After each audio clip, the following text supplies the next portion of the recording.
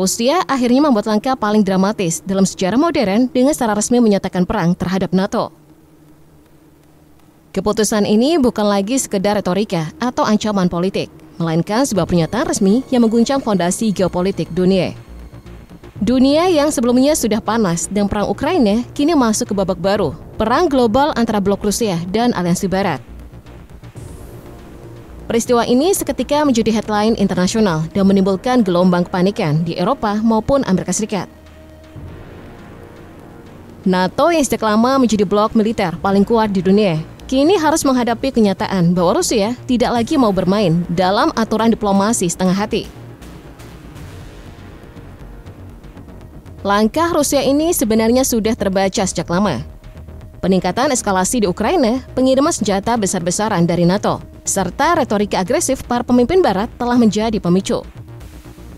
Putin dan lingkaran dekatnya merasa bahwa eksistensi Rusia sendiri sedang dipertaruhkan. Bagi Kremlin, ini bukan sekedar konflik regional, melainkan perang mempertahankan martabat dan kedaulatan Rusia dari apa yang mereka anggap sebagai imperialisme Barat. Maka ketika deklarasi perang diumumkan, Rusia memobilisasi seluruh sumber daya militernya, mengaktifkan doktrin perang total dan menyuarakan kepada sekutu-sekutu baru di berbagai belahan dunia untuk ikut serta dalam pertempuran ideologi ini. Kremlin menyatakan NATO secara de facto terlibat dalam perang Rusia-Ukraina dan memberikan dukungan langsung maupun tidak langsung kepada Kiev. Juru bicara Dmitry Peskov menegaskan, aliansi itu kini dianggap berperang melawan Rusia melalui bantuan militer, finansial, dan intelijen yang terus mengalir dari negara-negara anggotanya. Pernyataan ini mempertegas ketegangan yang telah berlangsung sejak invasi Rusia pada Februari 2022, yang salah satunya dipicu oleh keinginan Ukraina bergabung dengan NATO. Meski NATO secara resmi menolak terlibat langsung dalam pertempuran demi mencegah perang terbuka dengan Rusia, termasuk resiko eskalasi nuklir, aliansi ini tetap menjadi penopang utama Ukraina. Dukungan diberikan dalam bentuk bantuan keuangan, kemanusiaan, hingga persenjataan modern dan pelatihan militer. NATO menegaskan perannya hanya sebatas membantu Ukraina mempertahankan diri. Namun, klaim Kremlin menunjukkan bahwa Moskow menafsirkan dukungan tersebut sebagai bentuk partisipasi aktif dalam konflik. Yang mengejutkan dunia adalah respon dari Afrika. Selama ini, benua itu sering dipandang sebagai arena perebutan pengaruh antara Barat, Rusia, dan Tiongkok. Namun kini beberapa negara Afrika secara terang-terangan menyatakan dukungan pada Rusia. Burkina Faso dan Mali, dua negara di Afrika Barat yang baru saja keluar dari bayang-bayang kolonialisme Prancis, menyatakan siap membantu Vladimir Putin melawan NATO. Pernyataan ini tentu tidak main-main, karena kedua negara tersebut sudah punya rekam jejak dalam menolak dominasi Barat dan memilih jalur kemerdekaan penuh yang berisiko. Burkina Faso di bawah Ibrahim Traoré memang sudah lama menegaskan sikapnya yang anti-Barat. Sang kapten muda yang kini jadi presiden memandang bahwa kolonialisme gaya baru yang dijalankan Eropa, khususnya Prancis, hanyalah bentuk lain dari penjajahan. Selama 2 tahun terakhir, Burkina Faso berani mengusir pasukan Prancis, mengambil alih tambang emas yang sama ini dikuasai perusahaan asing dan menjalin hubungan strategis dengan Rusia. Maka ketika Rusia menyatakan perang, Burkina Faso tidak ragu untuk berdiri di belakang Moskow. Traoré melihat ini bukan sekedar perang Rusia, tapi juga perang melawan sistem yang telah menindas negara-negara kecil di Afrika selama ratusan tahun. Begitu juga dengan Mali. Setelah kudeta militer yang menggulingkan rezim pro-Barat, Mali juga mengambil sikap tegas dengan menutup basis militer asing dan menggandeng Rusia dalam bidang keamanan. Pasukan Wagner, kelompok militer swasta yang dekat dengan Kremlin, sudah beroperasi di Mali untuk membantu pemerintah menghadapi ancaman terorisme. Hubungan ini kemudian berkembang menjadi aliansi politik yang lebih erat. Saat Rusia menyatakan perang, Mali menyampaikan bahwa mereka siap memberikan dukungan logistik, diplomatik, bahkan pasukan jika diperlukan. Bagi Bamako, berdiri bersama Rusia berarti memperkuat kedaulatan dan menantang hegemoni lama Barat di Afrika. Dukungan Afrika terhadap Rusia tidak muncul dari ruang hampa. Ada sejarah panjang kolonialisme Eropa di benua itu yang meninggalkan luka mendalam. NATO meski secara resmi adalah aliansi militer, tetap dilihat sebagai perpanjangan tangan dari kepentingan negara-negara barat yang dulu menjajah Afrika. Karena itu, ketika Rusia berdiri melawan NATO, sebagai negara Afrika melihat kesempatan emas untuk melawan balik dominasi global yang selama ini membuat mereka tetap miskin dan terbelakang. Dalam narasi ini, Rusia bukan hanya sekutu, melainkan simbol perlawanan terhadap dunia unipolar yang dikendalikan Barat.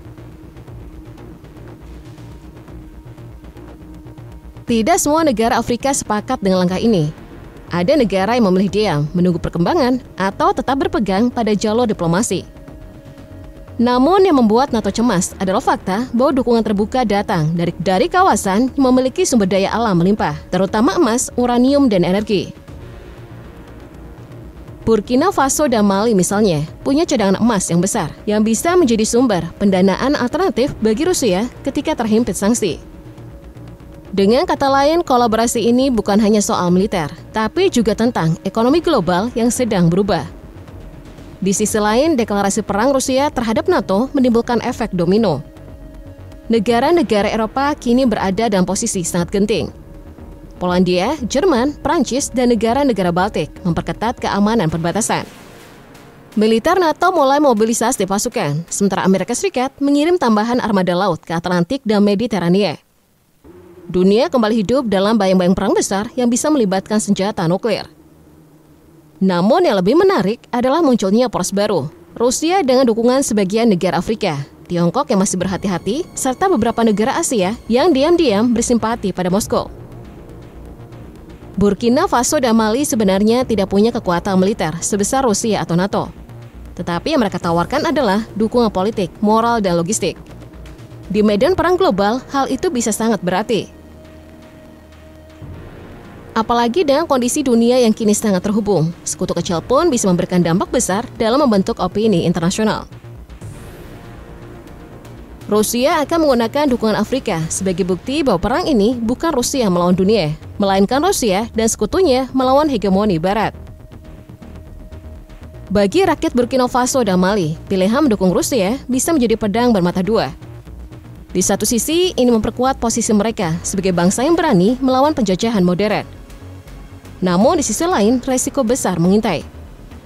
NATO tentu tidak akan tinggal diam jika pengaruh Rusia makin kuat di Afrika.